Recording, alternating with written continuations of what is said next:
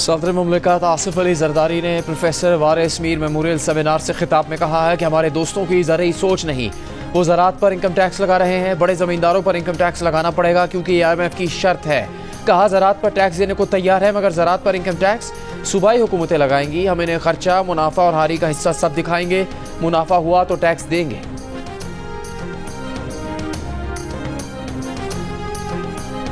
वज़ीर आज़म ने बिजली के 200 यूनिट तक इस्तेमाल करने वाले सार्फिन पर आयद कीमतों में नया इजाफा वापस ले लिया। वफाकी वज़रा के हमरा प्रेस कॉन्फ्रेंस में 200 यूनिट वाले सारिफ को बिजली की कीमत में 3 माह की रियायत देने का ऐलान। वज़ीर आज़म के फैसले से प्रोटेक्टेड नॉन प्रोटेक्टेड सार्फिन को फ़ायदा होगा।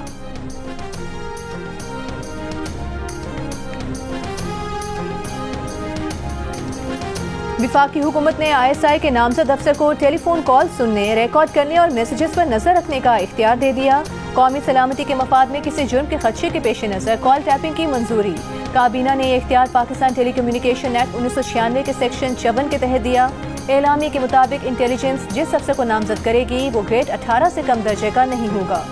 याद रखिएगा कि यही वो काला कानून होगा जिसके जरिए ये मुस्लिम लीग नून की हुकूमत और पीपल्स पार्टी की हुकूमत, जिसमें आसिफ अली जरदारी, बिलावल भुट्टो शरीफ, मरियम नवाज, शहबाज शरीफ, ये सारे के सारे लोग आपको फिर इन अदालतों में घूमते फिरते आएंगे और जेल में बैठे होंगे। ऑपोजिशन लीडर उमर अयूब का फोन टैपिंग की इजाजत का नोटिफिकेशन अदालत में चैलेंज करने का ऐलान। मीडिया से गुफ्तगू में कहा, फाशिस्ट हुकूमत की जानिब से ही किसी को फोन टैपिंग का मुकम्मल इख्तियार दिया जा सकता है। शहबाज शरीफ ने इस फैसले से अमली तौर पर अपनी शरक काट दी है। ये SRO गैर आइनी और आइन में दर्ज बुनियादी हुकूक के खिलाफ है। कॉल ट्रेसिंग का इख्तियार देने वाले कल खुद इसकी जद में आएंगे। यही कानून होगा जिसके जरिए आसिफ जरदारी, नवाज शरीफ, शहबाज शरीफ, बिलावल भुट्टो और मरियम नवाज जेलों में बैठे और अदालतों में फिरते नजर आएंगे।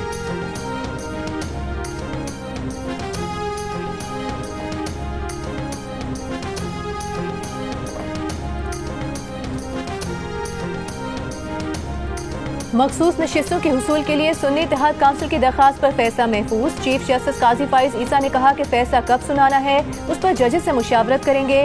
दौरान समाज सुन्नी इत्तेहाद के वकील फैसल सदीकी ने दलील दी कि क्या 18 जनरल सीटें जीतने वाली को 30 मखसूस नशिस्तें मिलनी चाहिए। चीफ जस्टिस ने कहा कि आपकी लॉजिक के मुताबिक आपको तो फिर 0 सीट मिलनी चाहिए क्योंकि आप तो कोई सीट जीते ही नहीं। आप सब बातें अपने खिलाफ कर रहे हैं। हम आपके दलाइल मान लेते हैं तो मखसूस नशिस्तें PTI को मिल जाएंगी। फैसल सदीकी ने इसरार किया कि मखसूस नशिस्तें सुन्नी इत्तेहाद काउंसिल को मिलेंगी जो पार्लियामेंट में मौजूद है। जस्टिस अतम मिनल्ला ने रिमार्क्स दिए कि सूरत हाल ये है कि एक बड़ी सियासी जमात को वोट मिला जिसे इंतखाबी अमल से निकाल दिया गया था। बात सियासी जमात की नहीं बल्कि अवाम के वोट के हक की है। PTI के साथ आज वही हो रहा है जो 2018 में नून लीग के साथ हुआ था।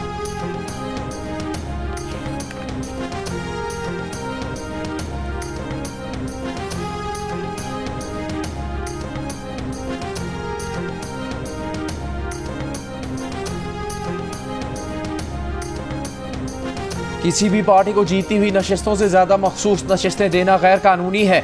इलेक्शन कमीशन ने मखसूस नशिस्तों से मुतालिक बदनीयती की। चेयरमैन तहरीक इंसाफ बैरिस्टर गौहर की दीगर पार्टी रहनुमाओं के हमरा सुप्रीम कोर्ट के बाहर मीडिया से गुफ्तगू। कहा, खुशी होती है आज मुख्तसर फैसला आ जाता। मखसूस नशिस्तों की वजह से खैबर पख्तूनख्वा में सेनेट इलेक्शन नहीं हो सके। रहनुमा PTI अली मोहम्मद खान ने कहा, पुतली तमाशा बंद किया जाए, मखसूस नशिस्तें हमें मिलनी चाहिए। सलमान अकरम राजा ने कहा, अवाम की आवाज़ दबाने की कोशिश की गई, अवाम का हक हमने अदालत से मांगा है।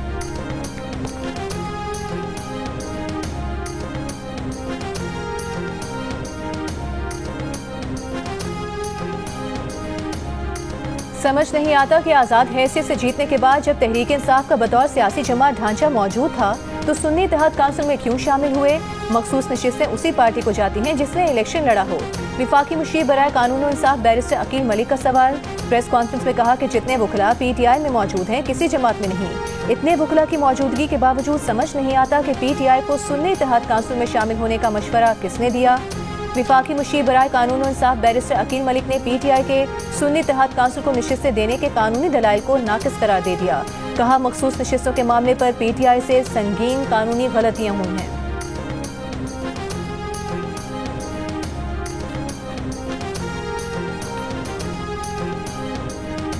वज़ीर आज़म शहबाज शरीफ का कहना है कि अफगान महाजरीन की महफूज और बावकार वतन वापसी हुकूमत पाकिस्तान की अव्वलीन तरजीहात में है। आलमी बिरादरी अफगान महाजरीन की वतन वापसी में पाकिस्तान को दरपेश चैलेंजेस और ख़तरात मद्देनज़र रखे। अक़वाम मुत्तहिदा के हाई कमिश्नर बराए महाजरीन फिलिपो ग्रांडी से मुलाकात में शहबाज शरीफ ने कहा, चैलेंजेस के बावजूद पाकिस्तान ने अफगान महाजरीन की इज़्ज़त और वक़ार के साथ मेज़बानी की है। UNHCR अफगान महाजरीन की सूरत हाल से निपटने के लिए पायदार हल के फ़रोग़ में किरदार अदा करें।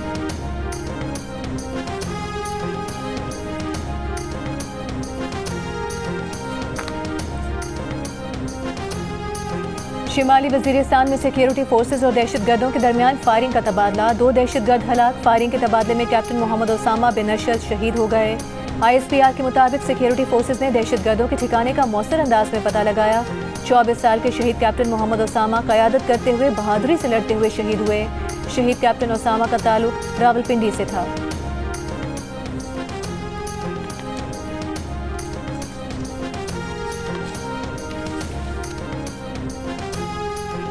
दहशत गर्दों के साथ मुआहदे पीपल्स पार्टी की हुकूमत में हुए। गवर्नर हाउस में पीपल्स पार्टी ने तालिबान से मुआहदे किए। मुशीर इत्तलात खैबर पख्तूनख्वा बैरिस्टर सैफ का दावा। कहा, बिलावल भुट्टो के साथ मौजूद अफराद KPK से मुस्तरद शुदा हैं। बिलावल भुट्टो इस हुकूमत का हिस्सा है। हुकूमत बनाने के लिए वोट दिया। पीपल्स पार्टी ने बजट में वोट दिया और पास करवाया, तो मशवरा और क्या होता है। आवाम आपकी चालाकियत जानती है, इसीलिए 8 फरवरी को आपको मुस्तरद किया।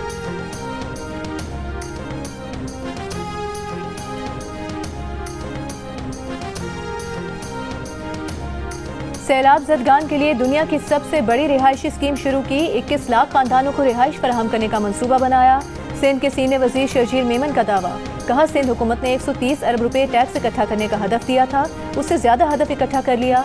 कुछ लोग टैक्स देना चाहते हैं मगर लाइनों में लगने से घबराते हैं। शर्जील मेमन ने प्रेस कॉन्फ्रेंस में बताया कि काबीना से मंजूरी ले ली, स्कूलों में बच्चों के मुनशियात टेस्ट लेंगे।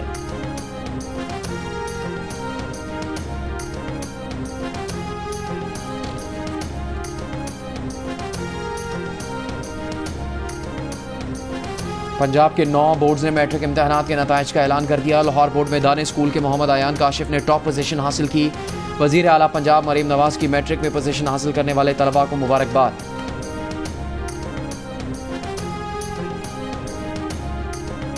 कराची की शाहराह फैसल पर वाक़ एक दफ्तर में मुलाजिम ने मालिक को कत्ल कर दिया। पुलिस के मुताबिक मुलाजिम और मालिक के दरमियान तनख्वाह के मामले पर तल कलामी हुई थी। मुलजिम को गिरफ्तार करके आला कत्ल बरामद कर लिया गया।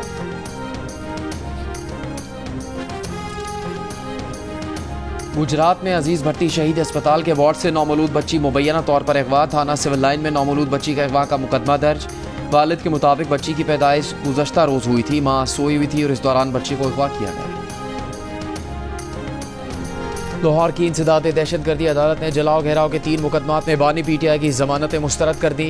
इंसदाद दहशतगर्दी अदालत के जज खालिद अरशद ने महफूज फैसला सुना दिया। बानी PTI पर जिना हाउस, अस्करी टावर और थाना शादमान जलाओ घेराव के मुकदमात दर्ज हैं।